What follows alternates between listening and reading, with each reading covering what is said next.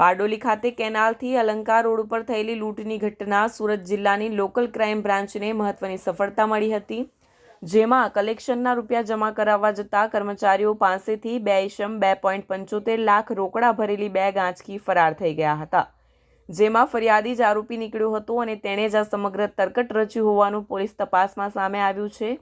પોલીસે 3 આરોપી જે ઝડપી પાડ્યા છે, તેની પાસેથી પોલીસે 1.30 લાખ રોકડા, 2 મોબાઈલ, 1 બાઇક મળી કુલ 1.55 લાખનો મુદ્દામાલ જપ્ત કર્યો હતો। મળતી માહિતી મુજબ સુરત જિલ્લાના બારડોલી ચોકલેટ કંપનીમાં કામ કરતા 3 સેલ્સમેન રાત્રિના સમયે કલેક્શન થયેલા રૂપિયા પોતાના શેઠના ઘરે જમા કરાવવા જઈ રહ્યા હતા। તે દરમિયાન બારડોલીના કેનાલ અલંકાર રોડ ઉપર નહેર નજીક 2 અજાણ્યા ઈસમે લૂંટ ચલાવી હતી, જેમાં 3 પૈકી પુખરાજ ગુર્જર નામના સેલ્સમેનનો મોબાઈલ અને 2.75 લાખ રોકડા ભરેલી બેગ આંચકી ફરાર થઈ ગયા હતા। આ ઘટના ગત 19 ડિસેમ્બરના રોજ બની હતી। આ મામલે પુખરાજ ગુર્જરે બારડોલી રૂરલ પોલીસ મથકમાં ફરિયાદ નોંધાવી હતી।